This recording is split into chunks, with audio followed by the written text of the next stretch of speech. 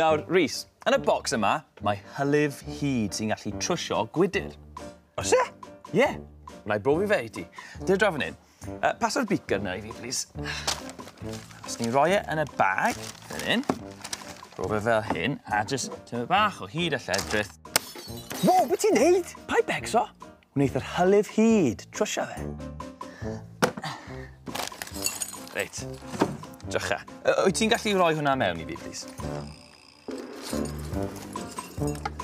Araf bach. A ni jyst yn gael i'r hyd a lledrith gweithio. Credu bydd e'n barod.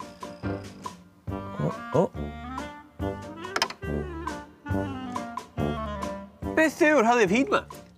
I weid y gwir, olew coginio yw e. Siw mae olew coginio yn gallu trwsio gwydr? Wel, nath e ddim wir trwsio fe.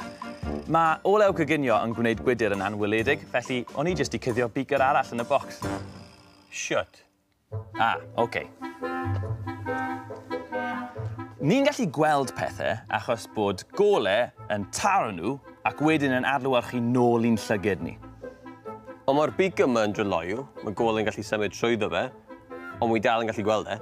Wel na, ti'n methu ei weld e. Be ti'n gallu gweld yw effaith siâp y gwydr ar y golau sydd yn teithio trwyddo fe. Nawr, mae hwn yn grwn, felly pan mae'r golau yn taro fe, mae fe'n plygu'r golau. Deall?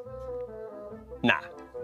Oce, so pan mae'r golau yn dod fan hyn, mae fe'n taro'r gwydr, wedyn taro'r dŵr, wedyn taro'r testiw, a pob tro mae fe'n newid cyflymder y golau, sy'n achosi'r golau i blygu. A mae llyged ni yn gallu synhwyro'r plygiad na, a na sut ni'n gallu gweld popeth sydd yn y beaker.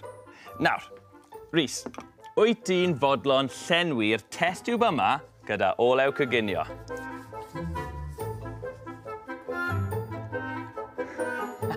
Beth? Ti'n gweld? Mae fe wedi diflannu. Nawr, mae hwn yn digwydd achos, jyst trwy look, mae golau yn teithio yr un cyflymder trwy gwydr ar olew coginio. Felly, dyw'r golau ddim yn newid cyflymder, felly, dyw e ddim yn plygu. Felly, dyw'n llyged ni ddim yn gallu synhwyro beth sydd yn y beaker ar olew coginio. Ac felly, dyn ni methu gweld y gwydr. Nag i bod yn weid mawr, ond hwnna yw'r peth mwyaf cool ti erioed i dangos i fi. Wel, gadael fi ddangos hwn i ti. Chi'n cofio'r tanc olew?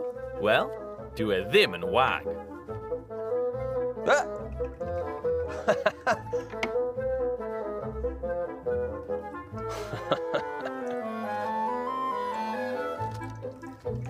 Mae mwy? Mwy. Do! Nes i guddio lot o wydrau mewn na. 5. Mae llon labordy dy ti fyna. Mae gwyddoniaeth yn grep pan mae'n mynd yn iawn, yn dwi e?